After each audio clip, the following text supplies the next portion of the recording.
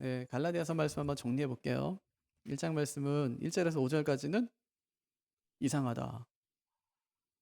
어째서 저렇게 다른 복음을 갈라디아 성도들이 빨리 저렇게 믿을 수 있을까? 아니, 내가 떠난 지 얼마 됐다고?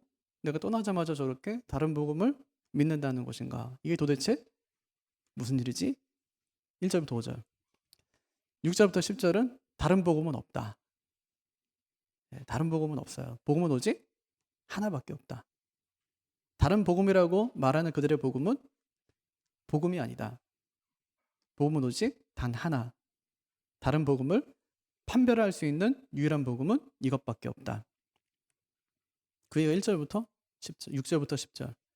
그리고 오늘 말씀이에요. 그럼 이 복음이 어디서 왔게? 이 말이거든요. 어디서 왔대요? 바울이 전한 복음이 어디서 왔어요? 사람에게 배운 것 아니다. 그리스도께 받은 것이다. 예, 그 얘기입니다. 사람에게 배운 것 아니다. 그리스도께 받은 것이다. 배운 것과 받은 것은 굉장히 달라요. 네, 그걸 구분해 놓고 있는 거예요. 절대 내가 배운 것 아니다. 그리스도께 받은 것이다.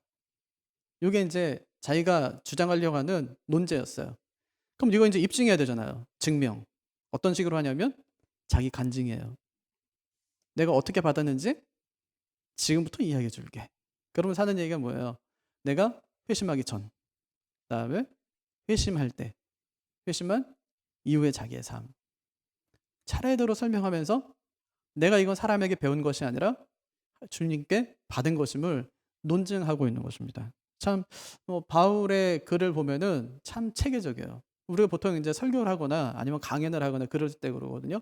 자기가 주장하고 싶은 게 있어요. 그러면 예를 들면은 예수 믿으면 복 받는다. 왜 그런지 알아? 록펠러 봐. 이게 이제 논증하는 거죠. 록펠러. 어릴 때부터 부모님께 정말 철저하게 뭐 헌금 생활에 대한 특별히 뭐 11조에 대한 뭐 그런 얘기 많이 하죠. 그죠? 예를 들면 꼭 그렇다는 거 아니고 11조 해라 그러면 아니니까 오해하지 마세요. 예. 그렇게 논증하고 그러니까 적용하고 예. 이래서 이제 보통 이제 글을 쓰거나 설교를 하고 이제 하거든요. 바울도 마찬가지예요.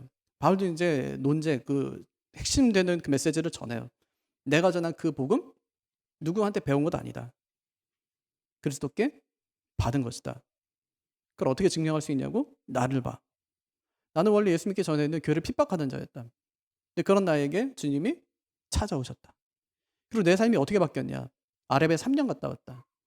아라비아 3년에 대해서는 학자들이 너무 많은 견해가 있어요. 왜냐하면 아무도 모르니까. 뭐 했는지 몰라요, 가서.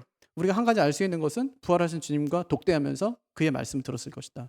복음에 대해서 주님께 직접 배웠을 것이다. 그거 하나예요. 3년 뒤에 다시 자기가 주님을 믿는 사람들을 잡아서 죽이려고 했던 그 다메섹으로 가는 길에서 주님 만나니까 다시 다메섹으로 가요. 주님과 3년 동안 지낸 다음에 다메섹으로 갔다가 이제는 어디로 갔다는 얘기예요? 예루살렘으로. 누구 만나기 위해서? 베드로 만나기 위해서 예루살렘에 15일.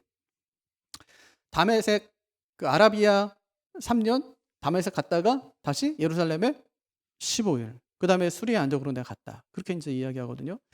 그러면 예루살렘에 가서 내가 베드로 만난 거 맞다. 이렇게 이제 이야기해요. 왜 만났냐면 그냥 만난 거예요. 그냥 만난 거.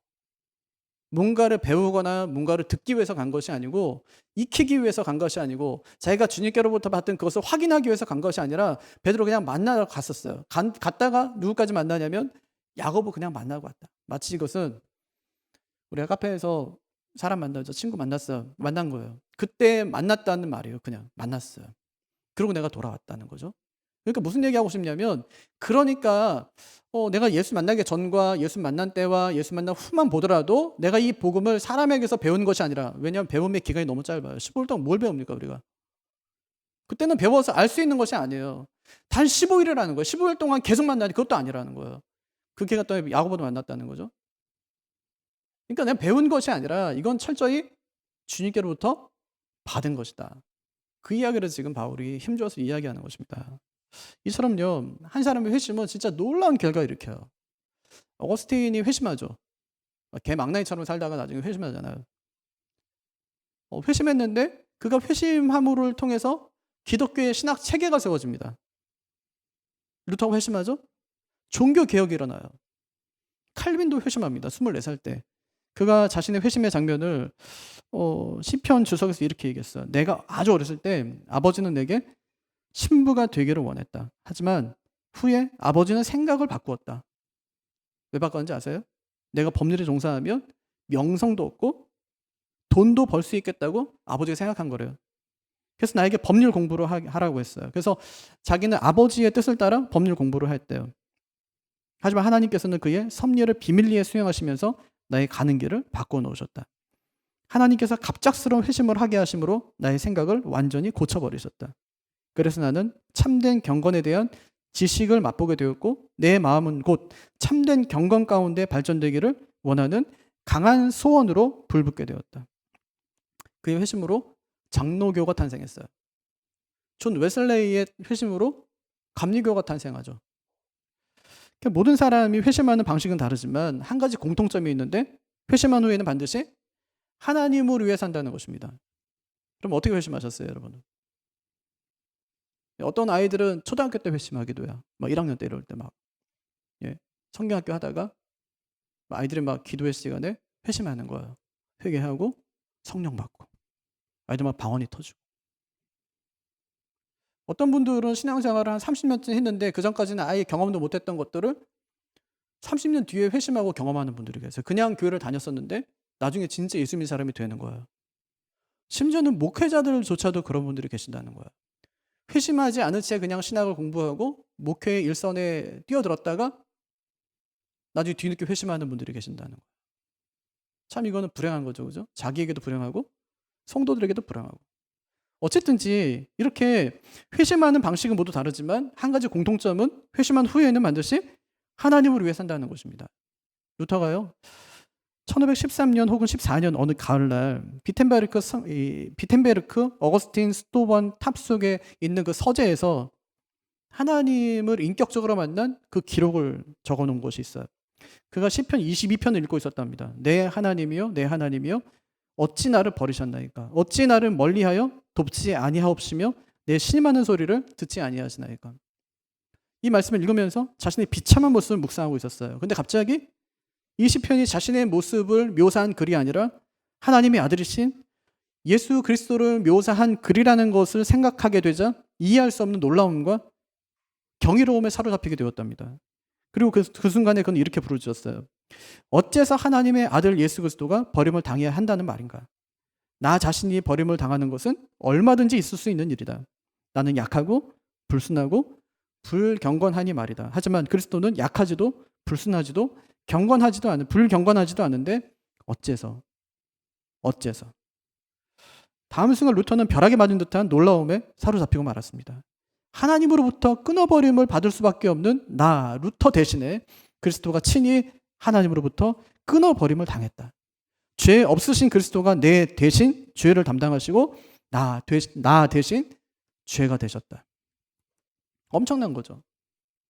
그러니까 그 순간에 루터 앞에 서신 그 주님은 이제 더 이상 무서운 심판자가 아니라 사랑과 용서로 가득 찬 구주의 모습이었습니다. 하나님의 모습도 전혀 새로워졌어요. 진노와 심판의 하나님이 아니라 자비와 사랑의 하나님으로 일순간 변화되게 된 것입니다.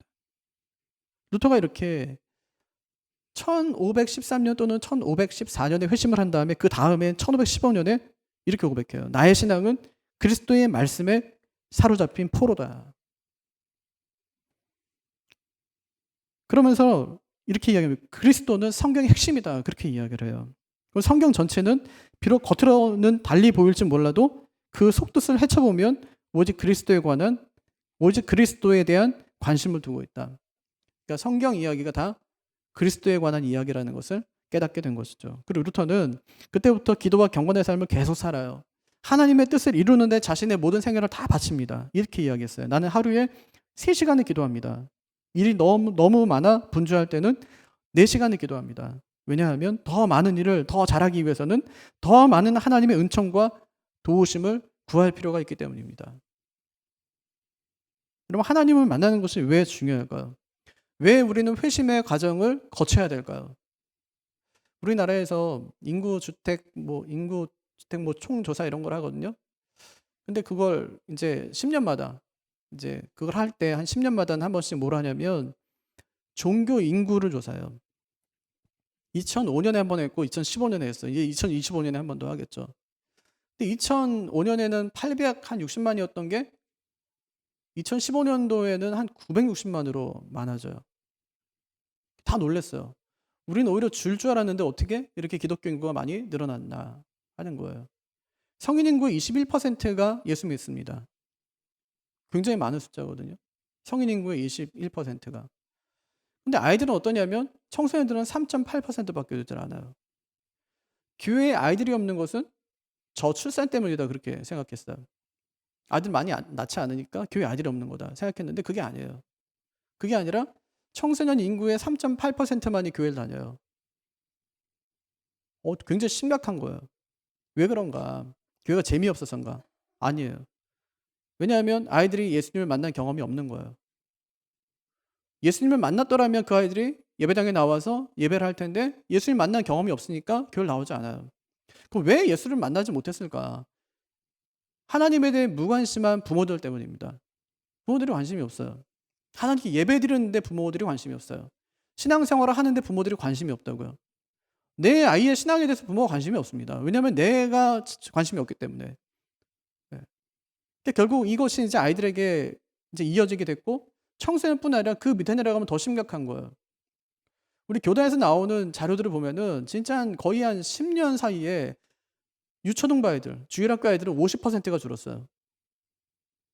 그러니까 주일학교 아이들이 줄으니까 청소년들은 당연히 줄겠죠? 한 40%가 줄었어요. 굉장히 심각합니다. 이렇게 가다가 나중에 10년 뒤, 20년 뒤에 한국교회는 어떻게 될까라고 한번 생각해 보십시오. 그럼 곧 유럽교회 되는 거예요. 크게 지어놨던 모든 교회 건물들은 다 사라지게 되겠죠. 다 팔리게 되겠죠. 매각당하는 거죠. 유지가 안 되니까요. 힘든 상황이 찾아올 겁니다. 그래서 우리가 하나님을 믿되 교회를 다니되 정말 중요한 게 없으면 뭐냐면 회심하는 거예요. 우리 하나님 만나는 것입니다. 만나는 것이 얼마나 중요한지 몰라요. 기독교를 회심의 종교라고 이야기합니다. 교회 역사를 보면 전부가 하나님을 만난 생생한 이야기들이에요. 성경 이야기도 마찬가지입니다. 하나님을 만나는 체험은 기독교 신앙의 출발이고 과정이고 종착지라고 말할 수 있습니다. 실제로 성경을 보면 하나님과의 만남은 말씀과 은혜를 통해서 이루어져요. 그렇게 하나님을 만난 사람들은 기도와 경건의 삶을 살아갑니다. 그리고 그들은 어떻게 하든지 자신의 삶을 통해서 하나님의 뜻을 이루고 하나님께 영광을 드리는데 자신의 모든 삶의 초점을 다 맞추고 살아갑니다. 대표적인 사람이 아브라함이죠. 하나님께서 그를 불렀어요. 아브라함아, 본토 직접 아버지 떠나라. 내가 내게 지시할 땅으로 가라. 아브라함이 그 말씀에 순종합니다. 어디로 갈지 몰랐지만 순종했어요. 나중에 하나님께서 그의 믿음을 보십니다. 그리고 그를 통해서 한 민족을 세우시는 거예요. 모든 민족을 위한 한 민족을 세우시는 거예요. 하나님께서 원대한 꿈을 그를 통해 실현시키시는 것이죠. 이것은 뭐 모세도 마찬가지고 요셉도 마찬가지고 이사야도 마찬가지입니다. 성경에 나오는 모든 인물들은 하나님의 말씀과 은혜로 하나님을 인격적으로 생생하게 만났던 사람들이었어요. 하나님과의 만남으로 그들의 삶이 변했고 하나님의 뜻을 이루는 도구로 쓰임받았습니다. 바울도 마찬가지예요. 오늘 말씀 보니까 바울이 다메섹으로 가는 길에 주님 만납니다.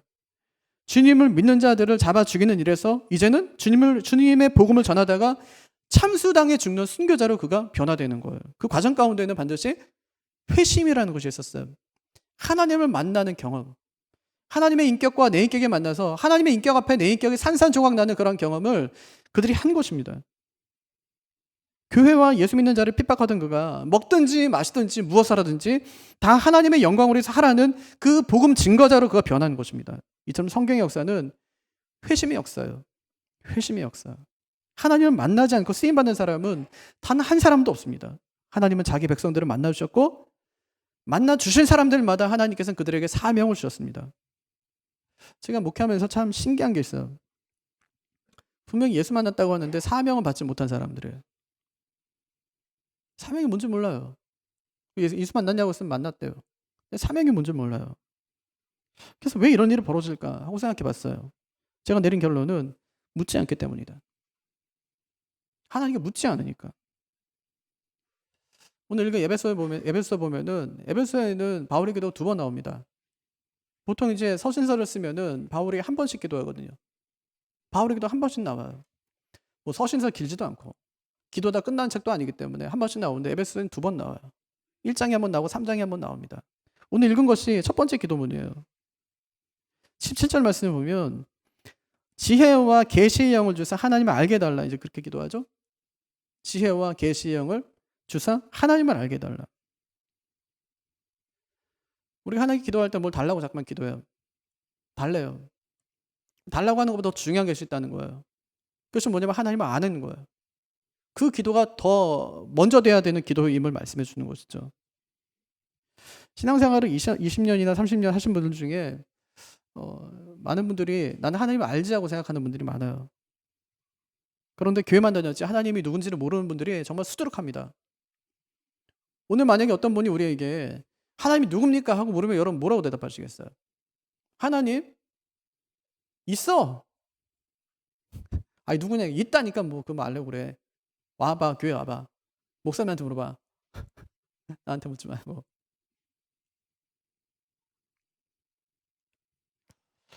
우리가 하나님께 뭘 달라고 기도하기 전에 차라리 내 눈을 열어주십시오 하는 기도가 먼저 되는 기도가 되어야 됩니다. 주님 바리새인들을 향해서 이렇게 말씀하시죠. 너희가 맹인되었더라면 죄가 없으려니와 본다고 하니 죄가 그저 있느니라. 다 보는 것 같은데 하나도 모른다는 것입니다. 그래서 바울이 그래요. 에베소 교인들에게 하나님을 알게 해달라고 기도합니다. 기도하는 거예요. 예. 하나님을 알게 해주십시오. 첫 번째 기도였어요. 두 번째 보세요. 18절 다시 보세요. 18절을 보세요. 너희 마음의 눈을 여사 마음의 눈을 밝히사 그의 부르심의 소망이 무엇이며 이렇게 이제 기도하죠. 도대체 너희를 왜 불렀는지 하나님 앞에서 거지처럼 살라고 불렀는지 아니면 왕 같은 제사장으로 살라고 불렀는지 하나님이 내게 주신 그 부르심이 무엇인지 왜 나를 불렀는지 부르심의 소망이 무엇인지 그걸 아는 것이 기도할 때 중요하다는 말입니다. 제가 만약에 집사님 잠깐만 나와보세요 하고 어떤 집사님을 이 앞에 세워놨다고 생각해보세요. 세워놨어요. 근데 아무 말도 안 하는 거 제가. 집사님 나와보세요. 나왔는데 앞에 보고 있는데 아무 말도 안 해요. 집사님이 나한테 묻지도 않아요. 그냥 멀뚱멀뚱 서 있는 거예요. 그래서 그냥 들어가세요 했어요. 뭐예요 그게? 제가 애를 불렀어요. 얘 일로 와봐. 불렀어요. 왔어요. 세워놓고 아무 얘기도 안 하는 거예요. 불렀는데 얘도 아무 말도 안 하는 거예요. 가봐. 갔어요. 내 친구한테 야 일로 와봐. 왔어요. 아무 말도 안 해요. 이런 뭐야 이거 하고 지가 가요 그냥 또. 뭐가 하나 빠졌죠? 불렀어요. 아무 말도 안 해요. 물어봐야죠. 왜 불렀어요? 우리가 안 하는 게 이거예요. 하나님께서 불렀어요. 다 확신하죠, 그죠? 부르셨죠? 여기 나오고 계시잖아요. 예배하잖아요. 부른 것은 분명한데 뭐 해야 될지 몰라요. 그럼 물어봐야죠. 왜 부르셨어요? 부른 분은 대답하게 되어 있어요. 아예 그냥 불렀어 하든지 이것 때문에 불렀어 하든지 대답하게 되어 있는 것이죠. 근데 우리는 하나님께서 분명히 나를 부르셨다고 분명히 믿는데 왜? 우린 교회로 모였으니까. 교회는 뭐 부르심을 받은 자들의 모임 아니에요? 밖으로 불러낸 사람들의 모임 이게 뭐 에클레시아 교회 아닙니까? 그런데 평생 신앙생활하면서 내가 부름받았다고 분명히 확신을 하면서도 뭐에 부름받았는지 몰라요.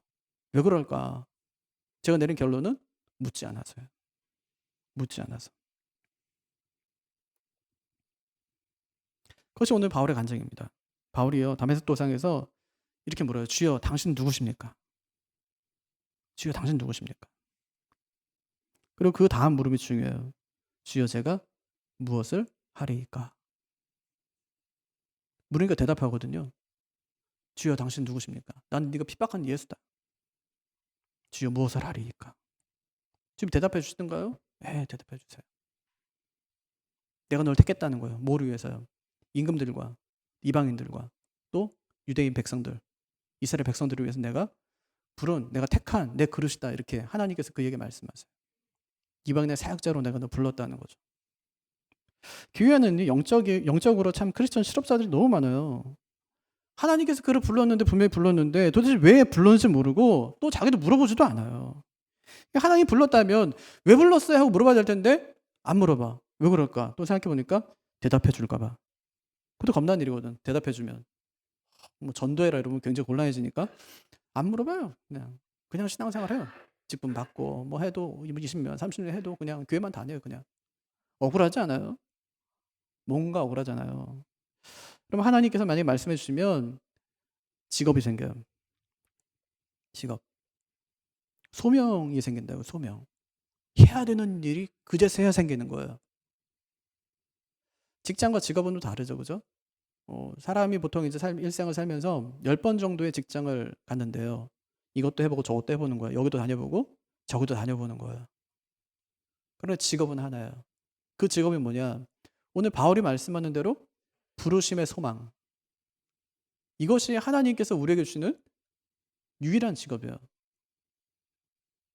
우리의 비전이 뭔지 아세요? 예수님께서 구름 타고 올라가시면서 우리에게 마지막으로 했던 그 대위임령. 모든 족속으로 제자를 삼는 것. 이것이 우리의 비전이에요. 나머지는 뭐냐? 다 미션이에요. 어떤 사람은 의사로 하면서 그 그리스도의 제자를 삼는 사람이 있고, 어떤 사람은 저처럼 이제 목사로 이제 일을 하면서 그 미션을 수행하는 사람이 있는 거예요. 우리 직업 마찬가지입니다. 부르심의 소망 안에 우리는 사랑하는 사람들이에요. 그래서 물어야 돼요. 나를 왜 불렀는지. 보세요. 바울이 지금 기도하는 거에 뭐라고요? 첫 번째는 하나님 누군지 그거 알아야 된대요. 두 번째, 나를 왜 불렀는지 알아야 된대요. 세 번째 있어요. 18절. 성도 안에서 그 기업의 영광의 풍성함이 무엇인지 알게 해달라. 그렇게 기도하죠. 쉬운 성경을 읽어볼게요. 제가. 하나님의 백성에게 약속하신 복이 얼마나 풍성하고 놀라운지 깨닫도록 기도하고 있습니다. 세 번째 알아야 될 것이 뭐예요? 하나님의 복이 얼마나 풍성한지 알아야 돼요. 하나님의 복, 약속하신 복. 하나님이 우리에게 약속하신 그 복이 얼마나 풍성한지 알아야 된다는 거예요. 세번역 성경을 보면은 하나님께서 우리를 상속자로 부르셨는데 상속자에게 주실 그 복이 얼마나 영광스럽고 풍성한지 알게 해달라고 기도하고 있다 그래요. 보통 사람 아니라는 거예요. 하나님의 상속자로서 하나님께서 우리에게 약속하신 그 복을 누리며 살아가는데 우리가 하나님의 자녀로 부르심을 받았는데 그것을 아는 것이 얼마나 큰 복인데 이들이 모르니까 알게 해달라고 기도하고 있다. 이제 그런 얘기거든요. 그러면 하나님께서 우리에게 약속하신 복은 정말 엄청납니다. 엄청 풍성하고 놀라워요. 그런데 문제는 뭐냐면 우리가 그것을 알지 못한다. 세계에서 제일 부자 누구예요? 잘 모르겠지만 워렌 버핏 부자잖아요. 근데 그 아들이 집에서 굶어 죽었대요. 진짜 아니고. 아니 굶어 죽었다고 하면 이게 뭐 이해가 되세요? 워렌 버핏이 자기 아들이 그 집에서 굶어 죽었어. 이해가 안 되죠? 저 마트 가는 거 좋아하는데 코스트코 가서 제가 만약에 굶어 죽었어. 이해가 되세요? 코스트코에 가면은 진짜 그 지하 전체가 다 매장 막 먹는 거예요, 먹는 거. 근데 거기서 굶어 죽어. 이건 이해가 안 되는 거죠, 그죠? 그 풍성한 중에 굶어 죽어. 근데 신기하게도 하나님 믿는 사람들 중에서 그런 사람들이 있다는 거예요. 하나님이 그렇게 풍성하신데 엄청난 분인데 그 안에서 굶어 죽어요. 말라 죽어요. 은혜를 누리지 못해서. 참 어리석죠, 그죠? 그런 사람들이 예수 믿는 사람들 중에 있다는 말입니다.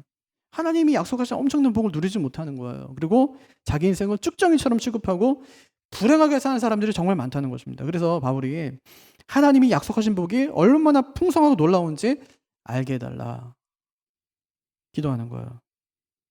자, 그 다음 또 하나 보세요. 네 번째 19절. 그 힘의 위력으로 역사하심을 따라 믿는 우리에게 베푸신 능력의 지극히 크심이 어떠한 것을 너희로 알게 하시기를 구하노라. 그렇게 이야기하죠. 하나님의 힘의 위력. 하나님의 힘의 위력.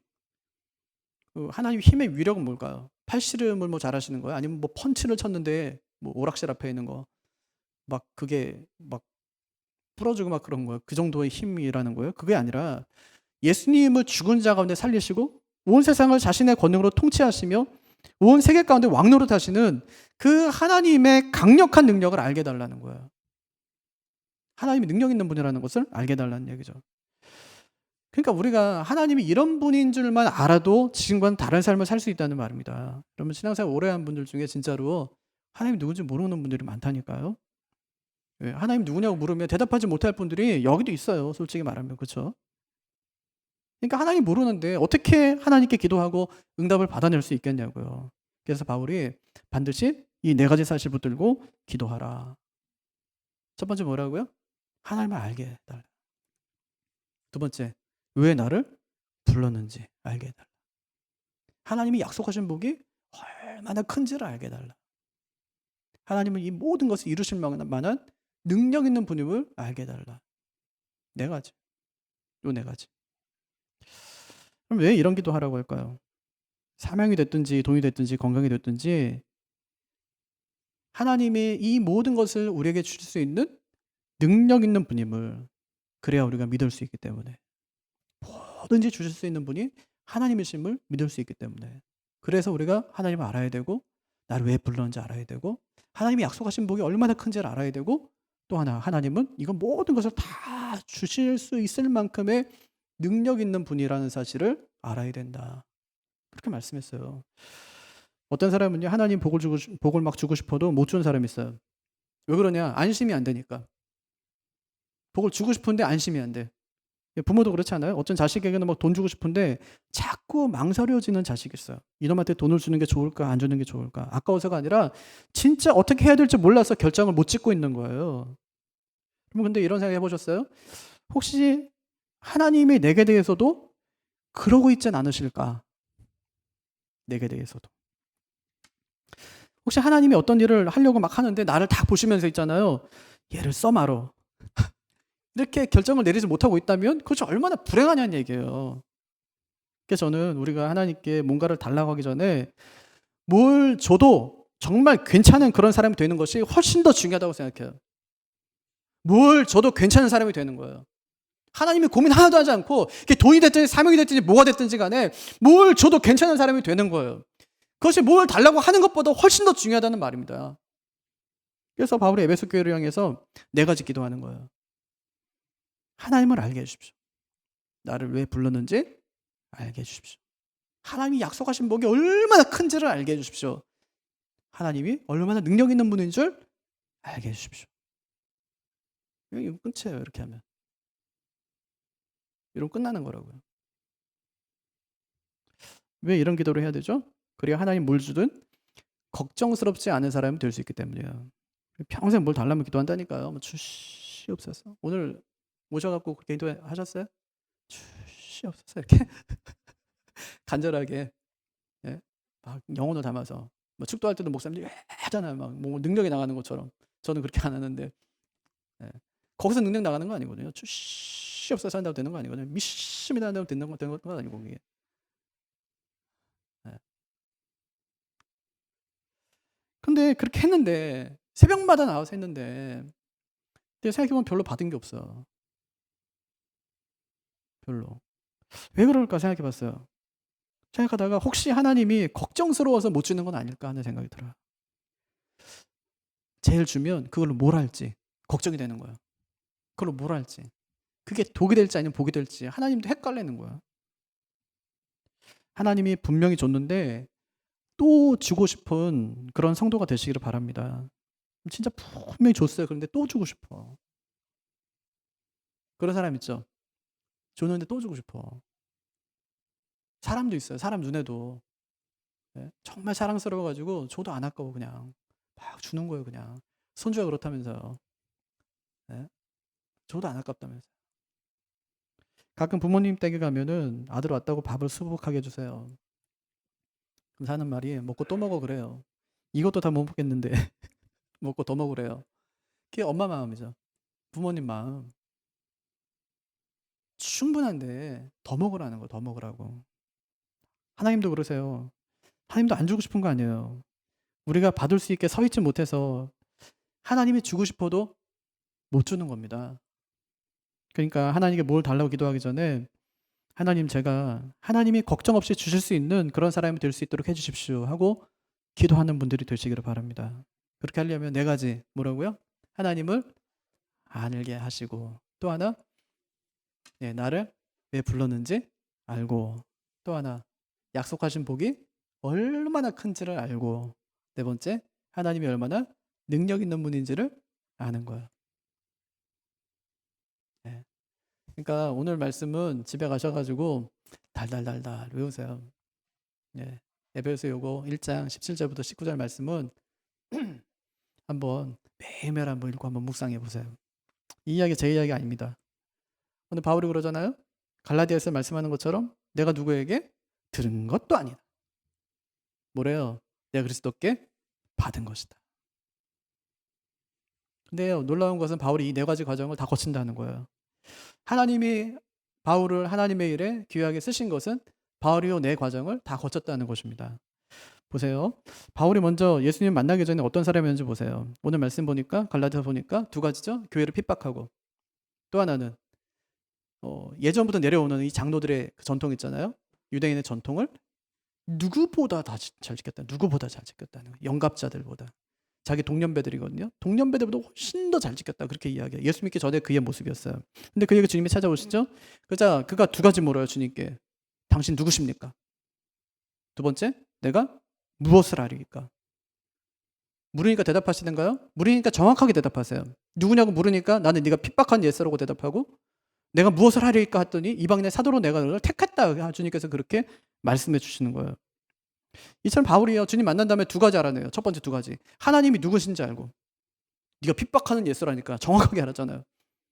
두 번째, 뭘 할까요? 했더니 이방인의 사도로 택한 그릇으로 내가 너를 불렀다고 주님께서 분명히 말씀해 주시는 거예요. 두 가지 과정을 거치죠. 여기서 그치질 않아요. 그러나 하나님이 자신에게 베푸신 은혜가 얼마나 풍성한지도 깨닫게 되는데 에베소 3장 8절에 보면 모든 성도 중에 지극히 작은 자보다 더 작은 나에게 이 은혜를 주신 것은 측량할 수 없는 그리스도의 풍성함을 이방에게 전하게 하기 위함이다. 그렇게 얘기하거든요. 그 복음의 풍성함을 경험하는 거예요. 그리고 바울이 하나님의 능력 안에서 신앙이 견고해졌으면 두말하면 잔소리죠. 엄청난 하나님의 능력이 바울의 삶을 통해서 바울의 그 복음 사역을 통해서 드러났으니까요. 손수건만 만져도 막 병든자가 낫다니까요.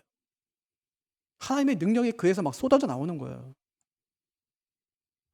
그래서 하나님이 그에게 뭘 맡기죠? 요 네 가지 탁 하니까 나니까 뭘 맡겨요? 뭘 맡겨도 되는데 뭘 맡겨요? 돈 맡기면 좋겠는데 그건 안 하고 복음을 맡겨. 복음을 맡기잖아요. 그래서 바울이 하는 얘기가 이거예요. 네 복음은 사람에게 배운 것 아니다. 그리스도께 받은 것이다. 그렇게 이제 이야기하죠. 정리할게요. 하나님 왜 그에게 복음을 맡겼을까요? 바울에게 왜 복음 맡겼을까요? 하나님 뭘 줘도 걱정 없이 줄 수 있는 사람이었기 때문이에요. 뭘 줘도. 그가 주님 만나고 그런 사람이 된 것입니다. 우리도 그런 사람 됩시다. 우리도요. 하나님 뭘 줘도 걱정 없이 줄 수 있는 그런 사람 되자고요. 이렇게 적용할게요. 우리도 바울처럼 받을 그릇 잘 준비하자고요. 받을 그릇 준비. 받을 그릇만 준비되면 하나님께서 뭐든지 그냥 다 주세요. 우리를 생각하시면서 아이고 저놈한테 뭘 줘야 되나 걱정하지 않으세요. 뭘 줘도 다 감당할 수 있기 때문에. 어떻게 그런 사람 될 수 있다고요? 네 가지. 어떻게 해요? 하나님을 알고 또 하나 나를 왜 불렀는지 알고 약속하신 복이 얼마나 큰지를 이 정도 했는데 못 외우면 이거 진짜 생각해 보셔야 돼요. 네, 약속하신 복이 얼마나 큰지를 알고 마지막 하나님의 능력이 얼마나 큰지를 알게 해주십시오. 준비되는 거예요. 준비되면 나중에 이제 어때요? 하나님께서 뭘 주든 간에 그것을 직장이라고 아니 직업처럼 생각하고 직업처럼 생각하고 그를 위해서 일생을 드릴 수 있는 삶을 살 수 있게 되는 것입니다. 그 복이 우리 모두에게 있게 되기를 주님의 이름으로 축복합니다.